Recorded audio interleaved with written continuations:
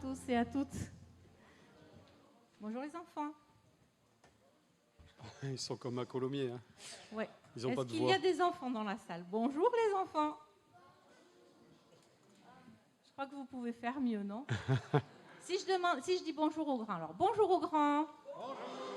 Oh là là, oh les enfants, là vous êtes mieux. battus. Là. Alors, bonjour les enfants. Ça va mieux. Ouais. On est heureux en tout cas d'être là parmi vous ce matin, de vraiment pouvoir partager ce temps tous ensemble avec les petits, les grands. Alors ce culte, on dit le culte de famille, hein, c'est pas que pour les enfants, hein, c'est pour tout le monde. Hein. Mais les enfants, il est pour vous aussi un peu particulièrement quand même. Dites-moi, un jour, Jésus a pris un enfant avec lui. Viens me voir. Je ne suis pas Jésus. Hein. Il a pris un enfant, il était en train de discuter avec les disciples. Et les disciples lui ont posé une question. Qui est le plus grand dans le royaume de Dieu? Les adultes, hein, des fois, on pose des questions un peu... voilà. Et donc Jésus, il a pris un enfant. Et il a dit que le plus grand dans le royaume des cieux était celui qui s'abaissait comme cet enfant. Et il a dit une chose qui est importante, celui qui accueille en mon nom un enfant comme celui-ci, m'accueille lui-même. M'accueille moi-même, Jésus a dit. Donc, les enfants, on les accueille. Nous, on les aime en tout cas dans notre église. Comment tu t'appelles? Renelle. Tu peux aller t'asseoir, merci. Les enfants, on les aime. Ils sont l'église autant que vous, les adultes. Amen. Oui. Et donc ce matin, toute l'église est réunie et nous voulons vraiment passer de bons moments dans la présence du Seigneur. Ils sont précieux aux yeux de Jésus, ces enfants, ils sont précieux à nos yeux. Et donc nous voulons vraiment les bénir et en tout cas, je veux vous bénir aussi à tous. Que vraiment le Seigneur puisse agir ce matin dans nos cœurs et nous parler. Amen. Christ est notre joie. En tout cas, il est la mienne. Est-ce qu'il est la vôtre? Voilà. Hein? On va dire que dans ce monde, ça ne tourne pas très rond en ce moment. Hein? Pas vraiment. Hein? Mais quand nous sommes à Christ, la peur, l'inquiétude, l'angoisse que nous pouvons avoir en tant qu'adultes, parce que c'est vrai qu'on réalise peut-être plus de choses que les enfants, mais les enfants, il leur arrive des choses aussi. Hein? Et ça vous arrive des fois d'être malheureux, non? Oui, d'avoir des problèmes à l'école, les plus grands. Non? Tout va toujours bien pour vous? Ouais? Bah vous avez de la chance. Voilà.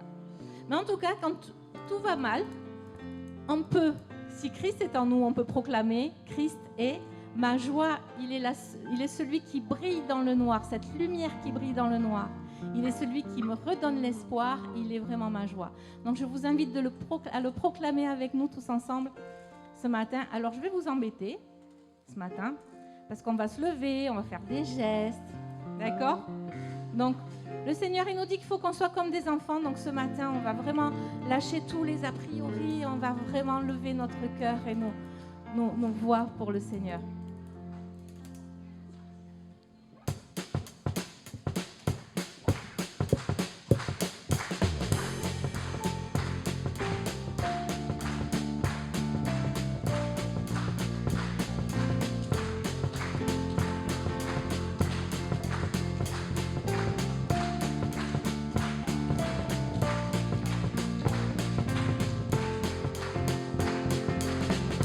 Tu es la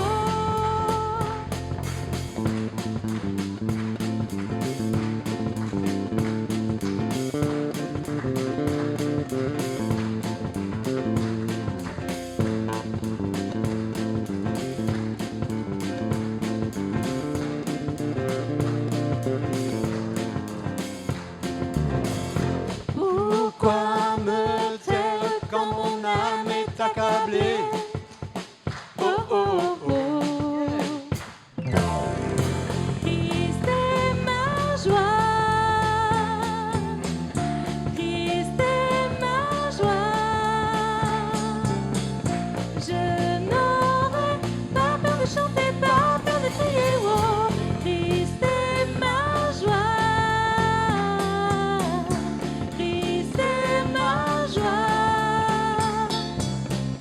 Je n'aurai pas peur de chanter, pas peur de crier, pas peur de chanter, pas peur de crier, oh.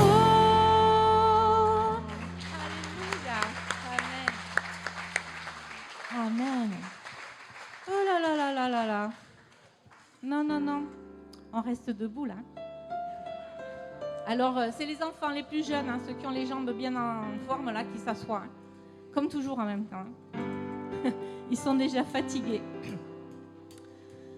On va continuer à louer le Seigneur. Alors, je ne sais pas si vous connaissez ce chant. Je lève les mains, je touche le sol. En tout cas, les enfants, vous le connaissez? Oui? On va l'apprendre, hein, vous allez voir, il est tout simple. Je lève les mains, je touche le sol, je tape des pieds et me retourne. Alors du coup, je le dis, d'accord? Mais on va le faire aussi tous ensemble. Tout ça, le chant le dit, hein, les gestes dans ce chant, ils louent le Seigneur. Et nous voulons vraiment le faire. Ne pas regarder à ce que les autres font. On loue le Seigneur, chacun pour notre part. Allez.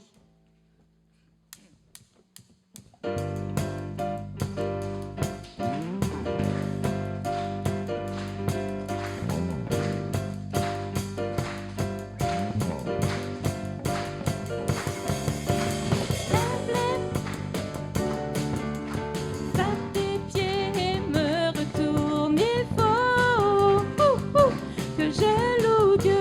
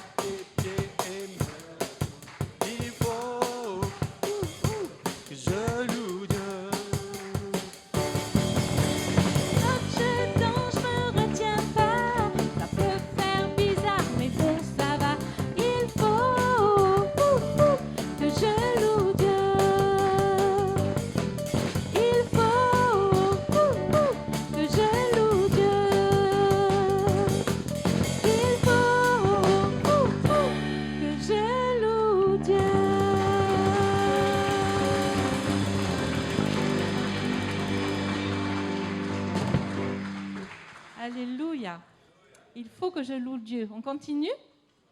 Ça, je suis sûre que les prochains, vous le connaissez. Jésus est le rocher de ma vie. Oh. Et il n'y a personne comme Jésus. Moi, je ne sais pas vous, mais en tout cas, je sais que personne n'est comme lui.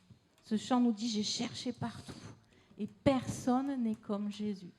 C'est vrai, il est ce rocher solide sur lequel on peut appuyer nos vies et on n'a rien à craindre. Même si les difficultés sont là, il est avec nous et on n'a rien à craindre. Jésus est le rocher de ma vie. Alors c'est pareil, ils sont encore assis. Oh là là. En fait, c'est comme chez nous. Hein. Ah, chez nous, c'est pareil. C'est pareil. Ils sont fatigués. Dès le matin, ils sont déjà fatigués. Voilà. Et le soir, ils sont comment ? Ils sont allongés, non ? Bah si, ouais, ils vont dormir. Allez, les musiciens, c'est parti.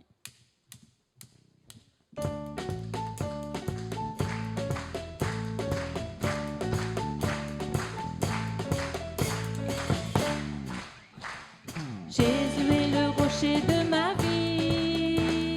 Jésus est le rocher de ma vie. Avec les gestes. Jésus est le rocher de ma vie. Jésus est le rocher de ma vie. Jésus. Jésus est le rocher de ma vie. Jésus est le rocher de ma vie. Jésus est le rocher de ma vie. Jésus est le rocher de ma vie. Il est en haut, en bas, devant, derrière, autour de moi. Il est en haut, en bas, devant, derrière, autour de moi. Il est en haut, en bas, devant, derrière, autour de moi. Jésus est le rocher de ma vie. Les dames et les filles. Jésus est le...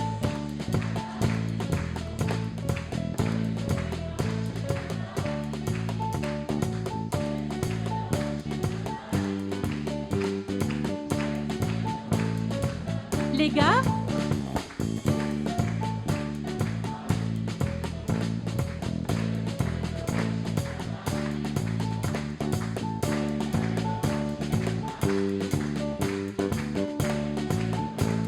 tous ensemble.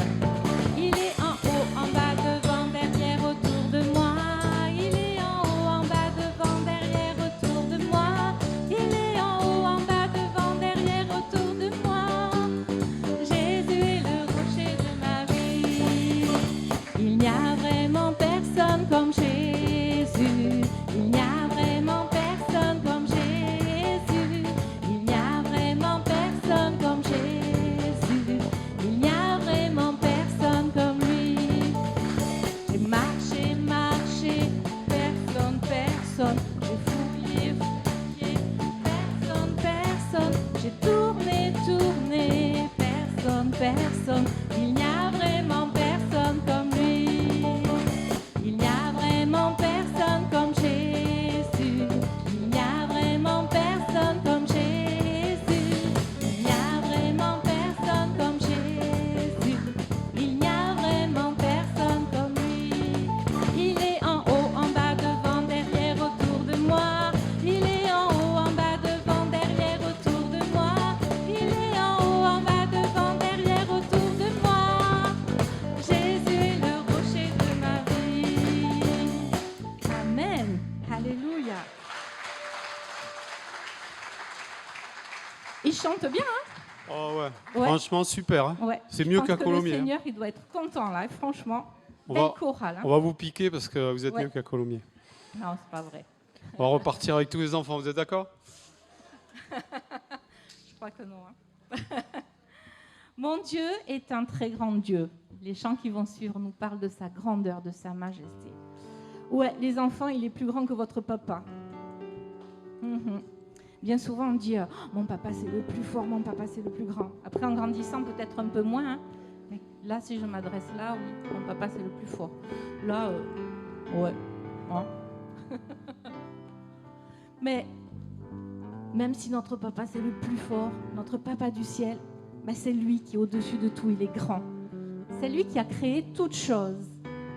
Et quand on réalise qu'il a créé pour chacun de nous, je ne sais pas vous, si vous allez vous promener à la mer, à la montagne, est-ce que ça vous arrive de vraiment vous arrêter pour louer le Seigneur pour sa création ? Moi, je sais qu'on va souvent à la montagne et je suis toujours en admiration par ce que Dieu a fait. Il est plus haut que toute chose. Vraiment que nous puissions le proclamer là maintenant, tous ensemble, comme étant un grand Dieu.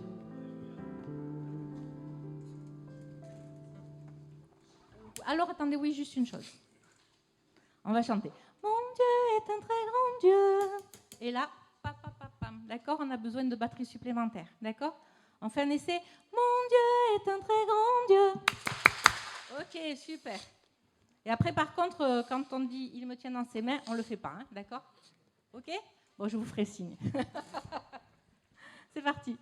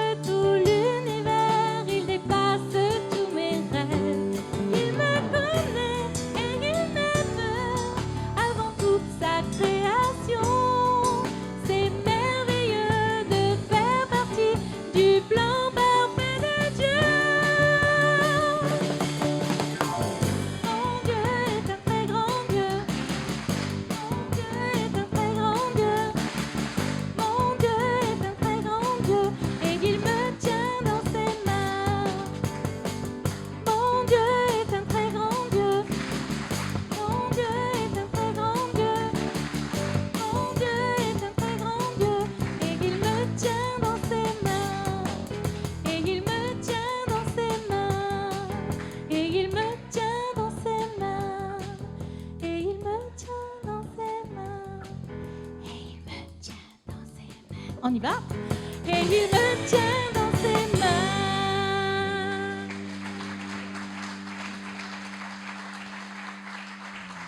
Quelle chance d'avoir nos vies entre ses mains. Ça prouve que Dieu est un très grand Dieu. Il a chacune de nos vies dans ses mains. Ouais. Alors de tout mon cœur, je veux vraiment élever un chant ce matin devant ce grand Dieu. Et Dieu tout-puissant, que tu es grand.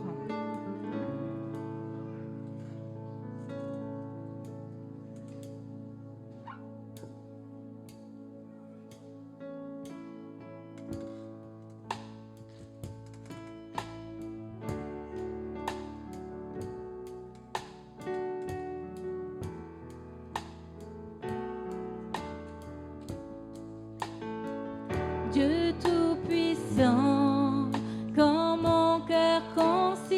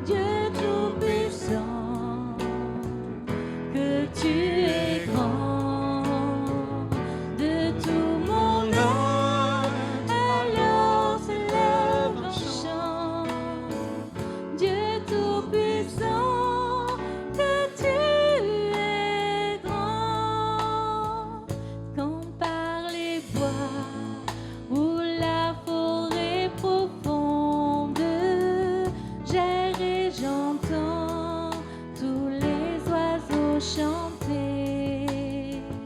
Quand sur les monts, la source avec son onde livre aux zéphyrs son chant doux et léger. Mon cœur heureux s'écrie à chaque instant: ô Dieu d'amour, que tu es grand.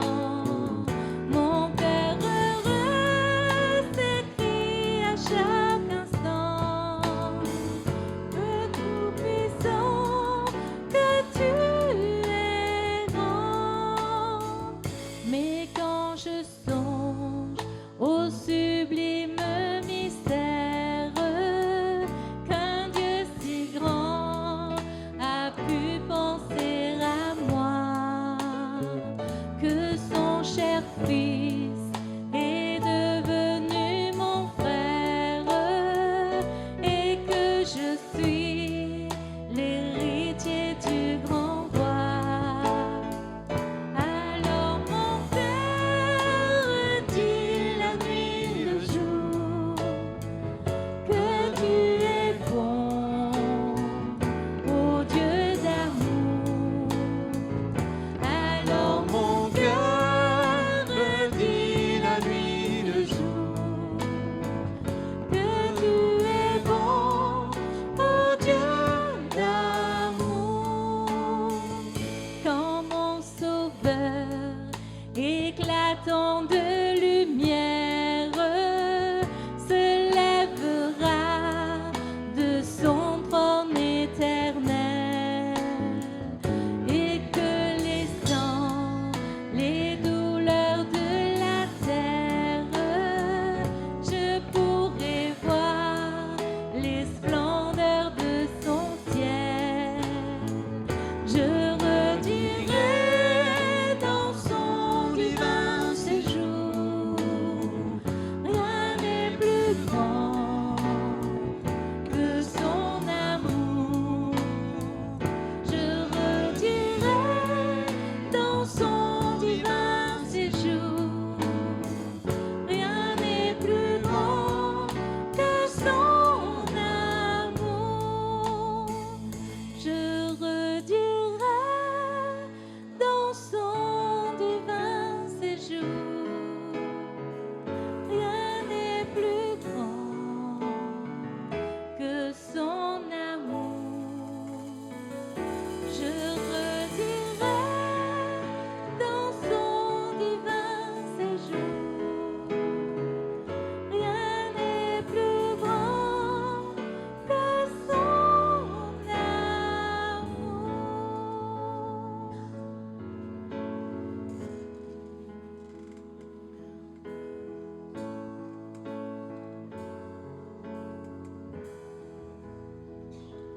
Quand je sonde l'univers, les astres que tu as créés, les océans, les mers, tout me révèle ta majesté. Alors mon âme peut s'écrier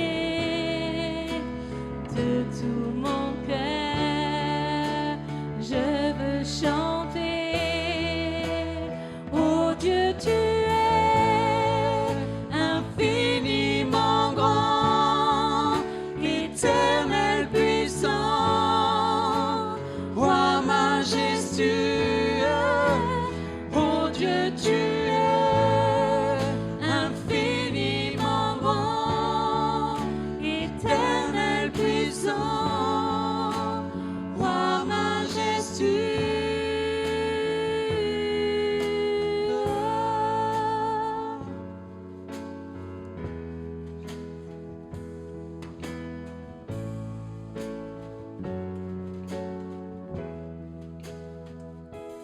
Quand je songe que tu m'as fait, que tu t'es révélé à moi,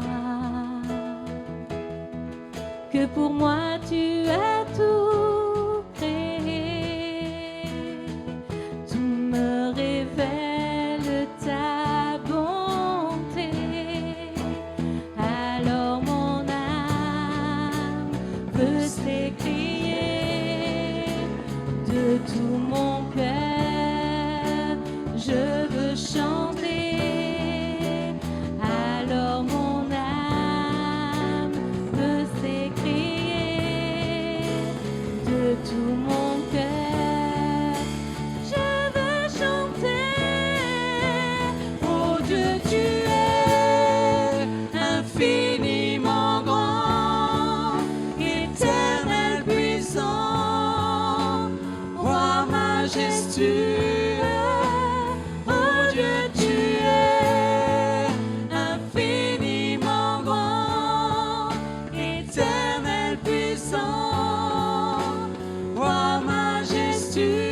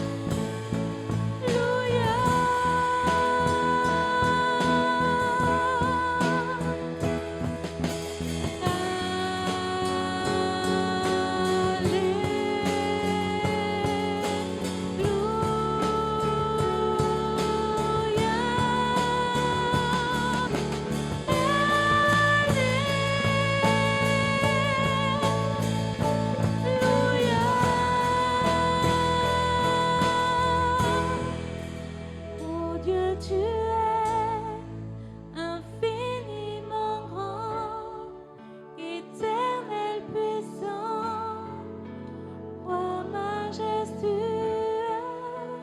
Oh Dieu, tu es infiniment grand, éternel puissant, roi majestueux.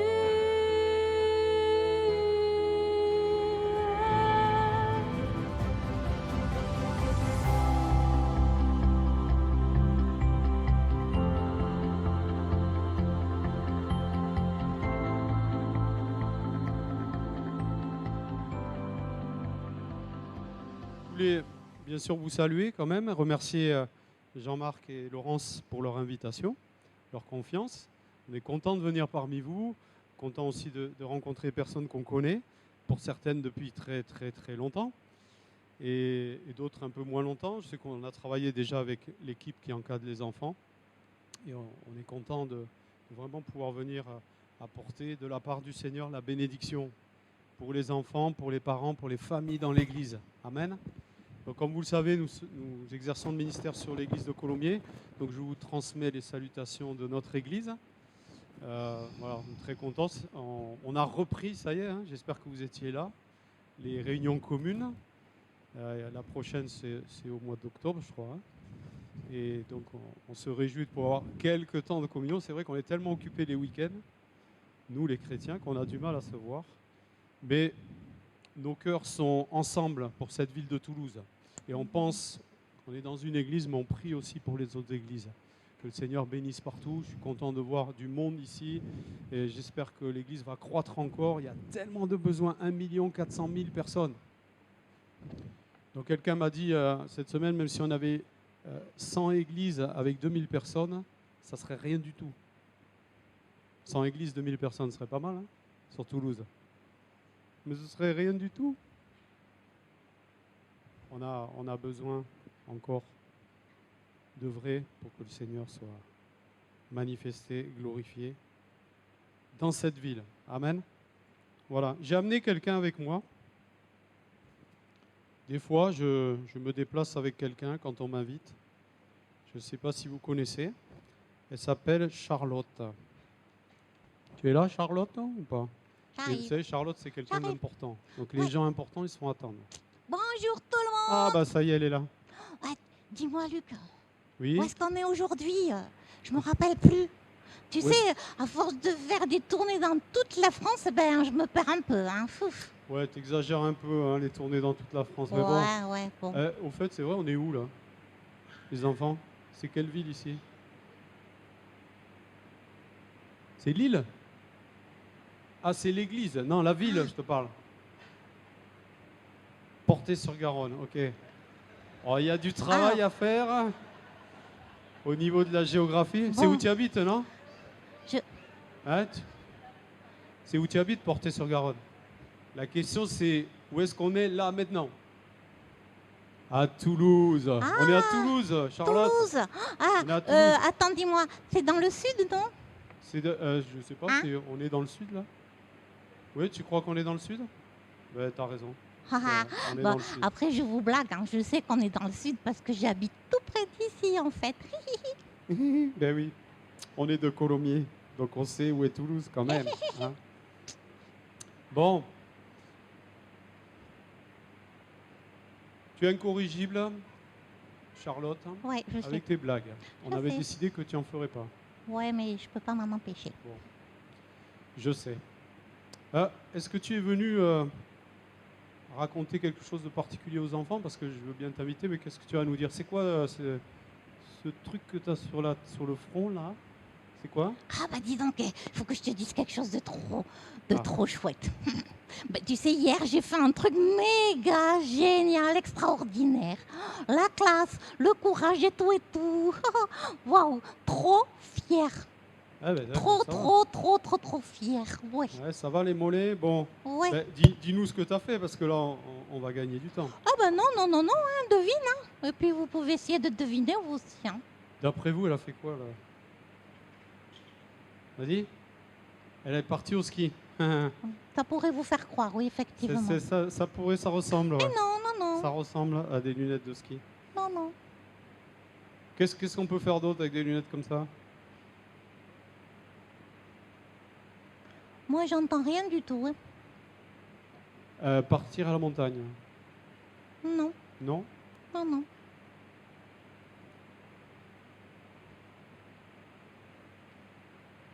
D'accord. Ouais, peut-être. Non. Peut-être.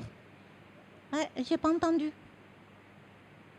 Elle a fait de la science. Est-ce que tu es allé faire de la science? Non, Non, c'est pas ça non plus. non plus. Toi? Est-ce que tu as fait du surf? Non plus. Non plus. Elle est dure la question quand même. Qu'est-ce qu'elle a fait? Je sais pas, moi j'essaye aussi. Tu as fait de la soudure? Non, Non, c'est pas de la soudure. d'accord. non. Je sais pas. Bon, allez, hein, c'est Attends, bon. attends, il y a encore des réponses. là. Ah bon? Du snowboard. Non, C'est quoi la différence entre c'est pas le trop la surf et le saison en même snowboard? temps. Hein. Oui. Du vélo. Ben non. Non plus. De la moto. Plutôt de la moto. Non. Non plus. Bon, on est nuls, hein. Ouais. Bon, allez, hein, je vous Bon, allez, aide. Hein. dis-nous. Eh ben, j'ai fait... Ouais, je sais ça, je fais un saut en parachute. Jean-Philippe, on applaudit Jean-Philippe.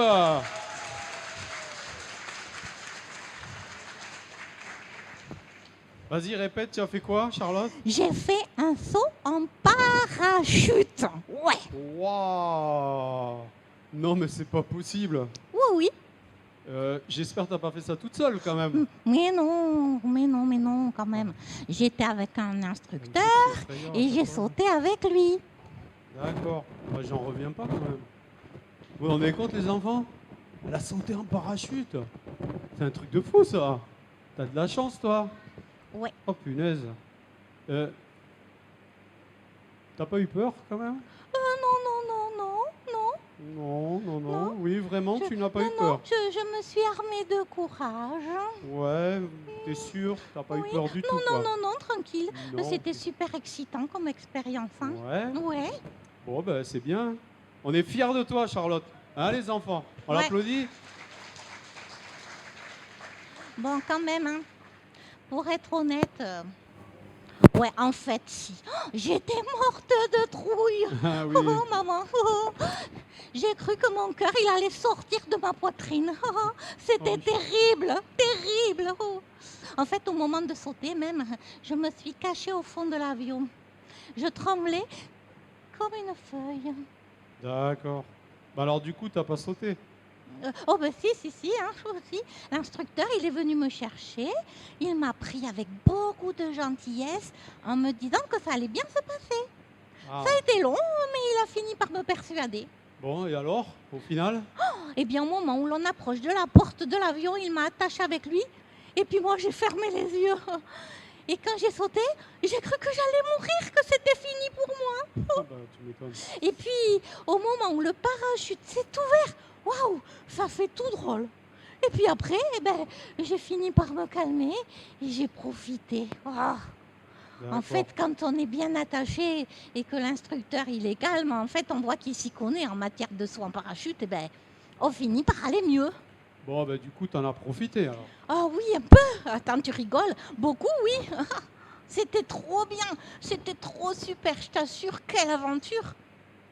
Ça valait vraiment le coup de surmonter cette peur. Hein. C'était un moment trop fort. Quand tu voles au-dessus de tout le monde, on te sent emporté et accompagné par quelqu'un de sûr. Ah oui. Ça, c'était trop génial. Ah oui, c'est important d'avoir quelqu'un de sûr. Ben, Ouais, ouais. finalement, même si c'est bien parce que tu as été honnête. Et finalement, même si tu as eu peur, on est quand même fiers de Charlotte. Hein, les enfants? Vous avez sauté? Qui c'est qui a sauté en parachute ici? Déjà. Tu as déjà sauté en parachute? C'est vrai? Est-ce que tes parents sont au courant? Tu fais des choses, toi, sans le dire à tes parents? Il l'a rêvé peut-être. Hein. Hein? Il l'a rêvé peut-être. Hein, qu'il saute en Peut-être, parachute. elle a rêvé, elle a cru très fort, donc c'est comme si ça s'était passé en fait. Bon, ben merci, hein. Merci, c'est gentil. Tu sais, Charlotte, c'est toujours difficile de faire une chose pour la première fois. Oui, c'est vrai. Là, particulièrement, évidemment, ça nous inquiète. Quand c'est quelque chose de nouveau, on a peur. Quelqu'un qui fait son 1000e saut en parachute, il n'a pas peur. Mais la première fois, ça nous inquiète et c'est normal. Surtout que là, il y a du danger. Hein. Mais c'est tellement bien, si je t'ai bien écouté, c'est tellement bien de surmonter sa peur pour faire un grand saut dans le vide. Parce qu'après, finalement, on ne regrette pas. Tu ne regrettes pas d'être allé? Pas du tout. Ah bah non. Et bien, je recommencerai bien aussi. Ah bah oui. Eh ben écoute, c'est super que tu nous aies donné cet exemple. Passe une bonne journée. Merci de nous avoir partagé ton aventure. On dit au revoir, Charlotte? Au revoir tout le monde. Au revoir, Charlotte. Au revoir, au revoir. Vous savez, les enfants, on a tous des moments dans la vie comme ça. Alors ceux qui sont tout petits, vous n'avez peut-être pas connu ça, quoique la première fois que vous avez essayé de marcher, vous en rappelez? C'était facile? La première fois que vous avez fait du vélo, direct, je pédale, c'est facile. Tu as réussi le premier coup. Déjà, fais voir tes genoux. C'était pas si facile que ça. Hein, à voir tes genoux. En fait, il y a toujours quelque chose qu'on fait pour la première fois et des choses qui nous font peur. Parce que pourquoi on a peur sur un vélo quand on essaye? Parce que si on tombe, ça fait mal quand on tombe. Hein, donc, il y a une appréhension. Mais quand on a réussi à surmonter sa peur, c'est bien de faire du vélo ou pas? C'est chouette. Moi, je fais du VTT. Je vais à la forêt de Bouconne avec mon vélo. Je fais des kilomètres comme ça. J'en ai besoin, sinon après, je stresse. On va regarder des images. Allez, on y va. Vous regardez pour l'instant sans rien dire et après, je vais vous demander qu'est-ce que vous avez vu.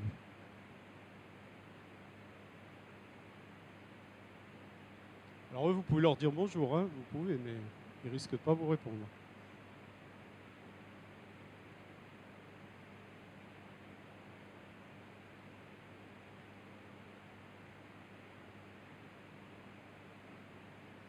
Hop, voilà. Qu'est-ce qui s'est passé? Dites-moi. Qui c'est qui me raconte? Vas-y, toi. Viens là, parce qu'on t'entend pas. Viens avec moi. Hop. Et on a vu un poussin et des Poussin, t'es sûr?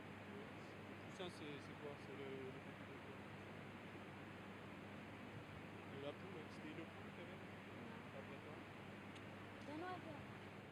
va dire un bébé oiseau. Ok? On a vu Tu sais pas ce que c'était comme oiseau? des... Un aigle, ouais. Donc le petit de l'aigle s'appelle comment? Je sais pas. Tu sais pas? Alors c'est un aiglon. Ok. Alors vas-y, tu peux raconter maintenant. Qu'est-ce qui se passe avec l'aiglon? Je sais Tu sais pas? Ça y est, je lui ai fait l'interrogatoire sur l'aiglon, je l'ai scié. Il y a quelqu'un qui voulait là? Non? Personne? Tu veux expliquer? Allez, bien. Ben en fait, l'aiglon, il y en avait deux, un qui était sorti et un qui allait sortir. Et sa maman ou son père prenait grand soin d'eux. Ouais, c'est tout? Et prenez grand soin d'eux. Ok, vous avez rien vu d'autre? Ça va. Bon, ça va, ils ont un imaginaire assez limité. Pour des enfants quand même, d'habitude, ça... Je suis sûr que les parents sont étonnés là. En fait, on va reprendre chaque image, vous allez voir. Au début, qu'est-ce qu'on voit? On voit un petit aiglon, vous avez vu ce qu'il y a à côté de lui? Un œuf. Donc il vient juste sortir de son œuf. C'est pas celui qui est à côté. Hein. Je ne sais pas où il a mis les coquilles, mais il vient de sortir de l'œuf. Après, on voit qu'il grandit. Voilà, l'œuf qu'il y avait à côté, ça y est, il a éclos. Donc ils sont deux. Ils grandissent. Vas-y, continue. Ça grandit encore un peu plus. Vous avez vu la taille? Et vous avez le papa ou la maman. Tu as raison de dire papa ou la maman. Moi, je ne suis pas un expert en aigle, donc je ne peux pas te dire si c'est un papa ou une maman. Donc il leur amène à manger, il prend soin d'eux pour qu'ils grandissent bien. Mais au bout d'un moment, qu'est-ce qu'il doit faire un aigle? Et il doit apprendre à voler. Tu as tout compris. Donc qu'est-ce qui se passe après? Il essaye. Mais pour l'instant, il reste sur place. Hein. Donc pourquoi il ne fait pas plus? Parce que pour faire plus, les aigles, ça habite le long d'une paroi, d'une falaise. Donc là, s'il sort du nid, c'est le vide. Donc c'est pour ça qu'il a du mal. Comme Charlotte. Il a du mal à sortir. Donc qu'est-ce que va faire le papa ou la maman? Il vient devant et lui dit « Allez, viens, viens, viens, essaye !» Et puis au bout d'un moment, l'aigle, il va essayer. Et hop, le petit aiglon, il essaye, regardez.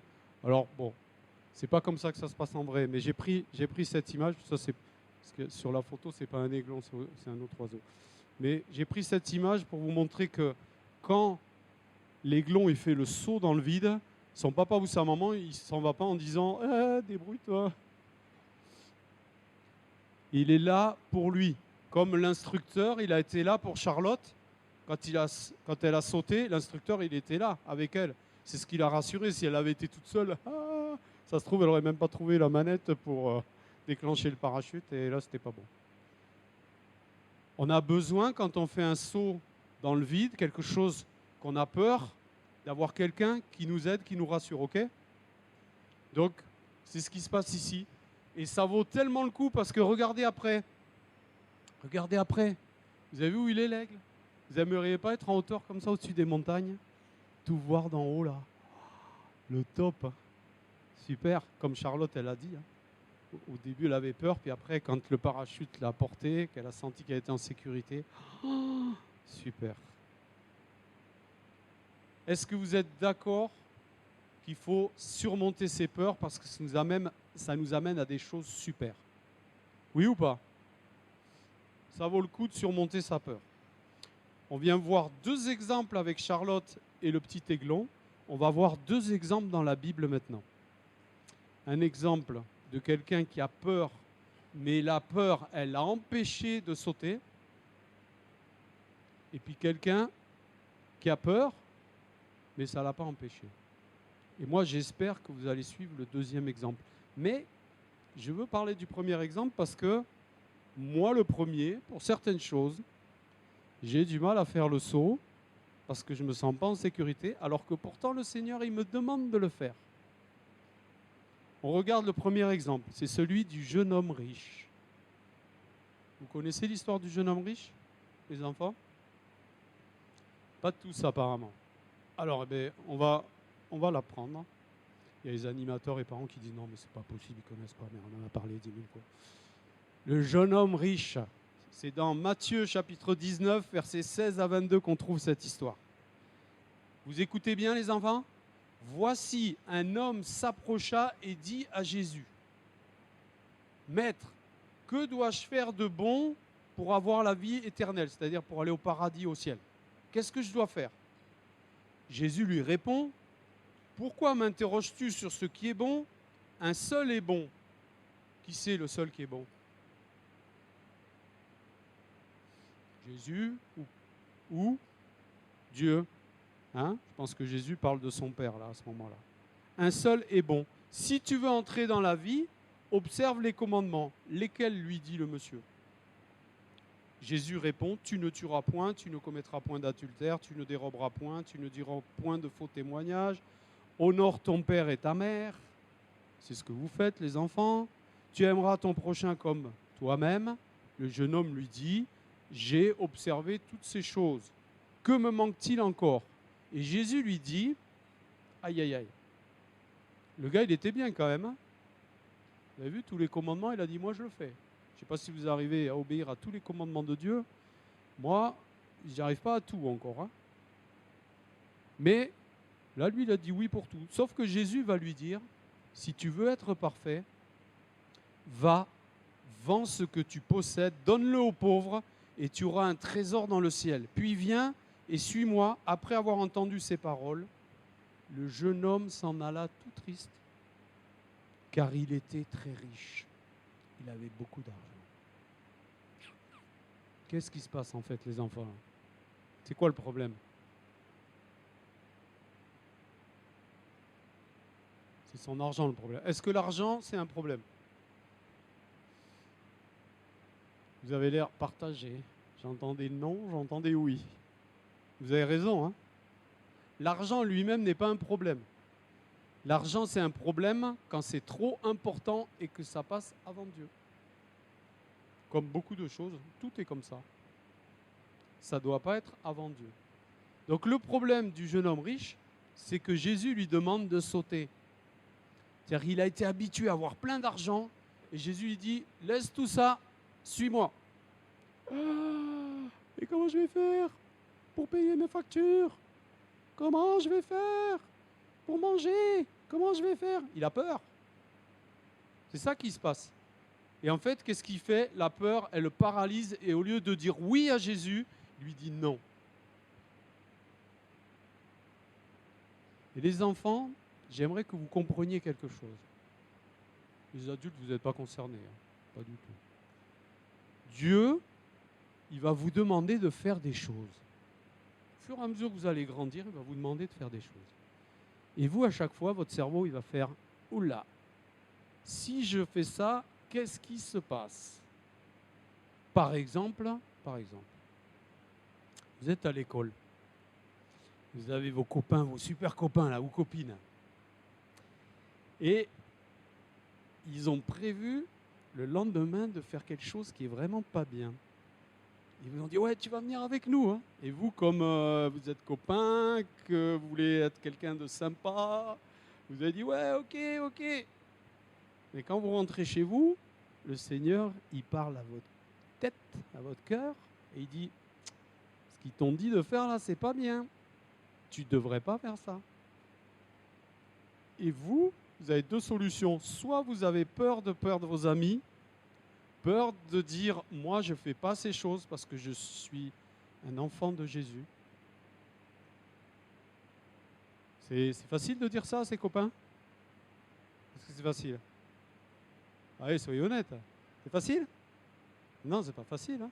On a peur, comme le jeune homme riche, on a peur. Pourtant, là, il ne nous demande pas d'abandonner tout notre argent. Hein. Mais peut-être on se dit, aïe, je vais perdre mes copains ou mes copines. Et le lendemain, tu as le choix entre deux choses. Soit tu es courageux, tu sautes dans le vide, tu dis, Seigneur, j'y vais, tu vas être avec moi. Et tu dis à tes amis ce que tu penses. Et ça se trouve, tes amis, du coup, ils ne vont pas faire la bêtise. Et tu vas leur rendre service. Ou alors, ils vont la faire sans toi. Ou alors, tu fais comme le jeune homme riche. Tu vas faire, mais après, qu'est-ce qui va se passer? Comme lui, tu seras triste. Tu seras triste. Parce que si tu aimes le Seigneur et que tu fais quelque chose qui n'est pas bien, toi, après, tu seras malheureux. C'est vrai ou pas? Vous l'avez constaté, les enfants? Quand vous faites quelque chose qui ne plaît pas au Seigneur, vous êtes bien après? Vous êtes joyeux, heureux? Moi, non. Jésus, il a dit à ses disciples qu'on doit être capable de renoncer à tout pour le suivre. Et on ne doit pas avoir peur de renoncer, de dire non aux choses qui nous empêchent de nous approcher de Jésus. Vous êtes d'accord, les enfants? Les enfants, vous êtes avec moi? Tu es d'accord avec ce que j'ai dit? Ah, t'as pas entendu, alors je le répète. C'est pas grave, t'inquiète pas. Il y a des moments où le Seigneur va vous demander de venir avec lui, de faire des choses. Et en venant avec lui, vous allez devoir laisser des choses que vous aimez bien. Il ne faut pas avoir peur de le faire. Parce que Dieu va vous bénir. On a l'impression qu'on va perdre quelque chose, mais en fait, on va gagner. Et le diable, lui, dit, tu vas perdre plein de choses. Mais moi, je te dis que tu vas gagner beaucoup de choses. Amen. Le jeune homme riche, il est reparti tout triste. Vous avez entendu ce que... Je termine cette première partie avec ça. Qu'est-ce que lui a dit Jésus? Viens et suis-moi. Ça vous rappelle rien? Est-ce qu'il a dit à d'autres personnes ça, Jésus, viens et suis-moi? Aux apôtres, exactement. Et du coup, s'il avait répondu comme Pierre, Jean, Thomas et tout ça, s'il avait fait pareil, qu'est-ce qui serait passé pour lui? Il aurait vécu avec Jésus. Il aurait vu tous les miracles de Jésus. Il aurait lui-même fait des miracles en son nom, mais sa vie, elle aurait été extraordinaire. Et il est passé à côté de ça parce qu'il a eu peur. Quel dommage. Il a cru qu'il allait perdre quelque chose. Et en fait, il aurait tout gagné. Parce que les disciples, il nous a dit qu'ils n'avaient pas d'argent, ils avaient très peu. Très peu. Jésus dit, j'ai même pas l'endroit pour poser ma tête. Mais est-ce que Jésus était malheureux? Mais non. L'argent, on le sait, ça ne fait pas le bonheur. Charlotte, elle serait restée au fond de l'avion. Elle n'aurait pas écouté l'instructeur qui l'encourageait à venir avec elle. Elle serait revenue en bas, toute triste, en disant « J'ai eu la possibilité de faire un saut en parachute, je ne l'ai pas fait. » Un aiglon qui reste toute sa vie sur la falaise, bonjour. Hein. Pas très drôle. Hein. Heureusement qu'à un moment donné, il saute dans le vide. Deuxième exemple, c'est Zachée. Allez, on va pas lire le texte. J'ai préparé le texte, mais on ne va pas le lire. C'est vous qui allez me raconter. Qui c'est qui peut me raconter l'histoire de Zachée? Bien.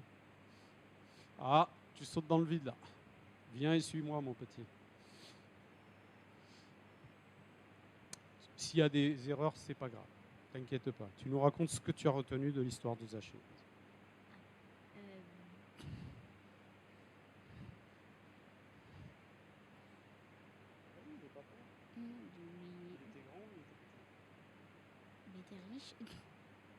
Il était riche.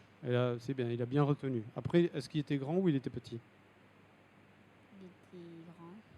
Perdu, il était petit. Bon, quelqu'un d'autre vient l'aider? Reste là. Il va t'aider.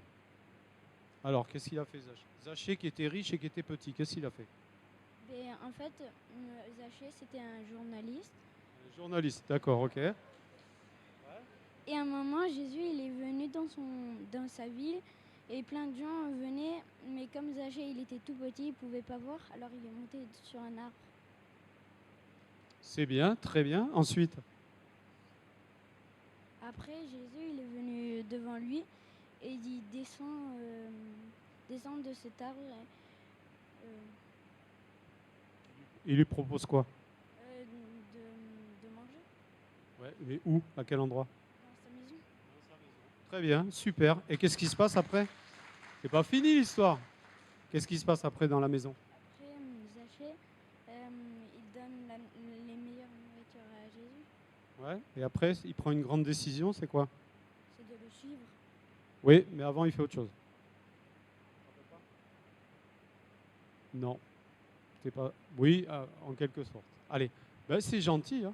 On a avancé. Moi, je sais pourquoi il dit qu'il est journaliste. Parce qu'il est dit que c'était un publicain. Eh oui, Il publie. Vous pouvez aller vous asseoir, merci. Moi, je pense que ça vient de là. Alors, un publicain, vous savez ce que c'est? C'est pas un journaliste. Un publicain, c'était un monsieur qui collectait les impôts.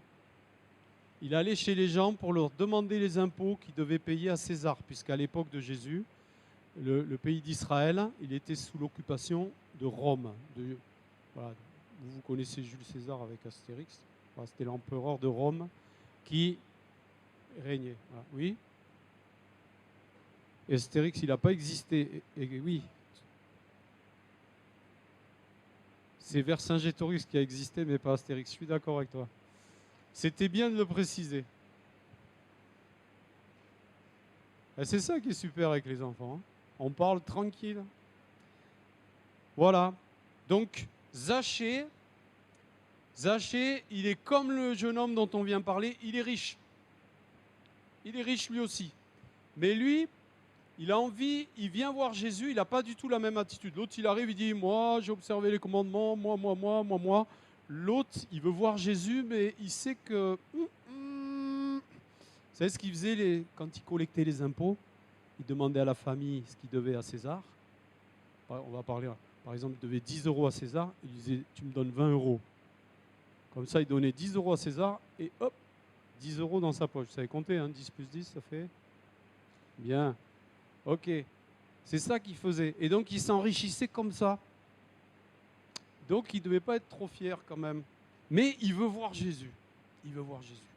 Et comme vous l'avez dit, il est petit, mais malgré qu'il y ait la foule, il dit, je veux le voir quand même. Donc, il monte sur l'arbre. Puis Jésus lui dit, aujourd'hui, je viens dans ta maison. Et moi, j'essaye de m'imaginer le repas entre...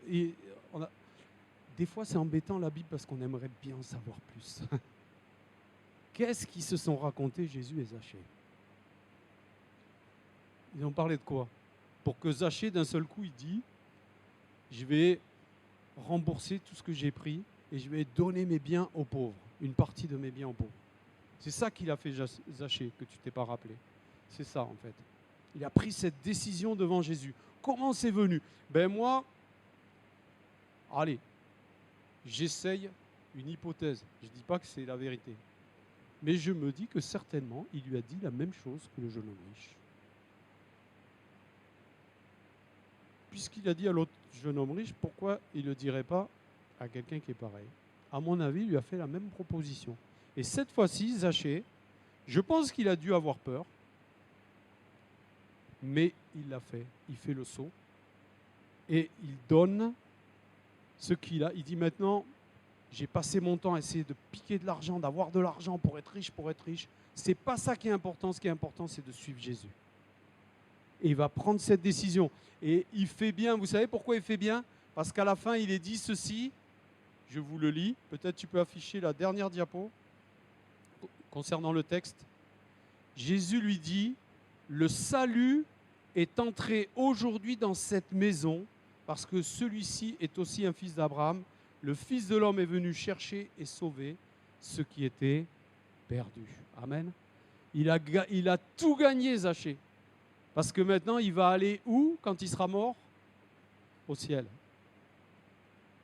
C'est ça. Vous savez combien de temps on va y rester au ciel? Ouais, vas-y. L'éternité, ça dure combien de temps?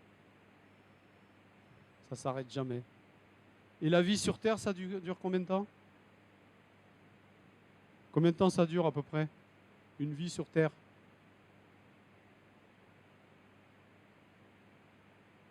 80 ans, c'est pas mal. Toi, tu dis combien? Un siècle? À peu près un siècle. Un peu moins quand même, mais il y en a qui arrivent à faire le siècle. Hein. Nous, on a une mamie à Colomiers qui a 107 ans. Alors, vous voyez, elle a fait le siècle. Voilà. Donc, est-ce qu'il vaut mieux se préoccuper de ce qui va durer 100 ans ou se préoccuper de ce qui va jamais s'arrêter? C'est quoi le plus important des deux? C'est ce qui va jamais s'arrêter. Donc, nous, on ne va pas essayer d'être riche sur cette terre, on va essayer d'être riche quand on sera mort. Et être riche quand on sera mort, c'est être avec le Seigneur. Amen. On va terminer. Je ne sais pas, alors le Seigneur m'a mis à cœur de partager ça avec vous. Je m'adresse aussi aux adultes. Les adultes n'ont jamais peur. Quand Dieu leur demande de faire quelque chose, ça leur fait jamais peur. Chaque fois, ils disent « Oui, Seigneur, alléluia ! Je fonce pour toi. » Hein, c'est comme ça que vous fonctionnez à Toulouse-Ouest. Moi, Jean-Marc, il m'a dit, moi, les chrétiens ici, ils sont top. Est-ce qu'il n'y a pas des choses qui te font peur encore? Est-ce qu'il n'y a pas des choses que tu as peur d'abandonner? Est-ce qu'il n'y a pas quelqu'un ici, peut-être qui est là pour la première fois ou une des premières fois, il entend que Jésus l'appelle et il hésite sur commence à faire la liste de tout ce qu'il va devoir arrêter de faire parce qu'il est chrétien. En fait, Dieu vous demande de rien arrêter. Il vous demande de le suivre. Et en le suivant, naturellement, vous arrêterez tout ce qui ne plaît pas à Dieu. Et il prendra le temps, des choses une par une, de dire « Seigneur, cette chose-là, maintenant, tu arrêtes. » Et puis, un an plus tard, il va dire « Cette chose-là aussi, tu arrêtes. » Et puis, un an plus tard, « Cette chose-là aussi, tu arrêtes. » C'est comme ça tout le temps. Hein? Mais quand on l'a fait, quand on a laissé quelque chose pour Dieu, on a été toujours béni derrière. On n'hésite pas ensuite. Plus ça va, moins on a peur de laisser. Parce qu'on sait que Dieu comble parfaitement nos vies. Amen. J'aimerais vous inviter à la prière.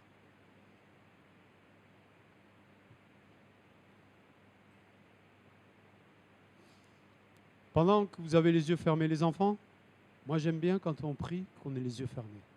On baisse la tête, on ferme les yeux. Et attention, on ne ferme pas les yeux pour dormir. Hein. On ferme les yeux pour parler avec le Seigneur. Vous savez pourquoi on ferme les yeux?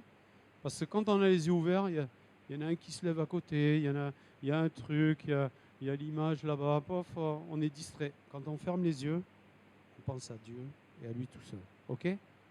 Donc vous fermez les yeux? Allez, vas-y, ferme les yeux. Essayez de penser à Dieu. Pensez au Seigneur maintenant. Pensez au Seigneur Jésus. Pendant que vous avez les yeux fermés, je vous raconte juste très rapidement mon témoignage personnel. J'aime pas trop faire ça, mais le Seigneur m'a mis à cœur de le faire, donc je vais le faire. Il y a une vingtaine d'années de cela, j'étais très heureux, j'avais un bon travail, j'étais dans une bonne église, avec un bon groupe de jeunes, une bonne équipe avec moi, une bonne dynamique. J'habitais dans une ville où il y avait toute ma famille. J'avais tout ce qu'il fallait pour être heureux. Le Seigneur était avec moi, des enfants, etc. Tout était formidable. Et puis le Seigneur m'a travaillé mon cœur pendant mes temps de prière. Il m'a dit, maintenant tu vas laisser tout ça pour me servir. J'avais 44 ans, je n'étais pas tout jeune. Hein. J'avais du vécu, de l'expérience. Le Seigneur, il me dit, tu vas laisser tout ça pour me servir. Donc mon travail, ma famille, mon église, mon groupe de jeunes, tout ce que j'avais de bon autour de moi, tu vas laisser tout ça. Oh là là, vous savez ce que j'ai dit moi? J'ai dit pas question. Pas question. Enfin, j'ai pas dit ça comme ça, mais j'ai fait celui qui n'avait pas bien compris. Et j'ai dit mais non, ça vient de mon cerveau, ça c'est pas le Seigneur. Et vous savez ce qui s'est passé à partir de ce moment-là? Comme le jeune homme riche, pareil. J'avais des grandes tristesses, des moments d'angoisse. Surtout quand je passais du temps dans la prière, je finissais mon temps de prière et j'étais angoissé. Je dis mais qu'est-ce qui se passe? C'est pas normal. Et puis à un moment donné, le Saint-Esprit m'a dit mais le Seigneur t'appelle et tu refuses. Et là j'ai dit au Seigneur, maintenant, si c'est ta volonté, je veux que tu me parles. Je veux que tu me le dises, que ce soit irréfutable. Et 10 jours après, dans une réunion de prière, où jamais on priait les uns pour les autres, on avait toujours des sujets, on priait, comme dans toutes les réunions de prière d'église. Ce jour-là, le pasteur, il a dit, on va prier les uns pour les autres. Et quand le pasteur et un ancien sont venus prier pour moi, le pasteur a prophétisé et il a dit tout ce que j'étais en train de vivre. Personne ne le savait, même pas mon épouse. Et donc là, je suis parti de la réunion. J'ai rien dit à personne, je suis parti de la réunion et j'ai dit, ben là, j'ai demandé que tu me parles, tu l'as fait. Donc, ok, Seigneur, je vais obéir. Et l'angoisse qu'il y avait, piouf, c'est parti. Et ce que je voudrais vous dire en terminant, j'ai laissé un travail où j'étais très bien payé. La sécurité de l'emploi, fonctionnaire. tout ce qu'il fallait, j'ai tout laissé. On s'est retrouvé dans une situation financière très délicate, mais le Seigneur a toujours pourvu. Le Seigneur a béni notre ministère. On est allé dans l'Aveyron sur Rodez. En plus, le Seigneur était gentil avec nous parce qu'on n'est pas parti loin de notre famille. Alors que ce n'est pas nous qui choisissions. On était stagiaires, donc on allait où on nous demandait. Et puis après, il nous a envoyés à Colomiers. Le Seigneur a pris soin de nous. Et aujourd'hui, on est tellement heureux d'avoir fait ce saut dans le vide. Si on ne l'avait pas fait, on serait malheureux aujourd'hui, c'est sûr. Et le Seigneur est béni. À chaque fois que vous prendrez une décision pour le Seigneur, il va vous bénir derrière les enfants. Les adultes aussi. Dieu a pourvu à tous nos besoins. Alors qu'on était dans des moments où on n'avait que très peu d'argent, le Seigneur a toujours pourvu. Il a parlé à des personnes. Il a mis des choses en place pour qu'on ne manque de rien. Et moi, je veux lui rendre gloire pour ça.